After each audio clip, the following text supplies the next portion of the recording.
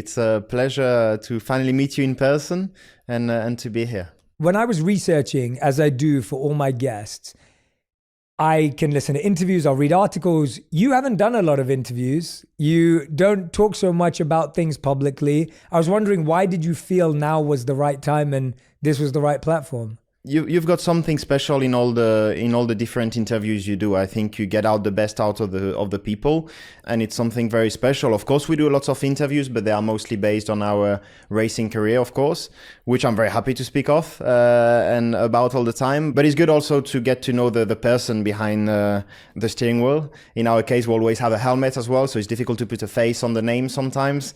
And I think it's a great way to maybe show a bit of myself. Yeah, definitely. And I want to thank you for that. I want to thank you for trusting me. And I want to say how grateful I am that you allowed us to have this conversation, because it's not always comfortable to take the helmet off and do this. And so I appreciate it. But let's dive straight in.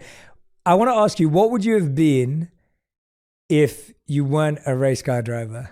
Oh, good question to start with. Probably an architect. I love design in general. I wouldn't have been good enough to be an artist, but definitely an architect. I love architecture in general. It's another passion of mine. So yeah, probably an architect. Nice. And do you think that some of that passion has helped with being a Formula One racer, with the engineering, the understanding of the car, the design? Do you think that's transferred or not really? Not really, because obviously with my career, I had to stop quite early school to put myself into and having the best chances in order to succeed in that sport. You need to very early on taking crucial decisions. And my parents were always very supportive of that, which obviously helped me as well. But so I didn't do the study to get to being an architect or close of being an architect. But it's always something that interested me.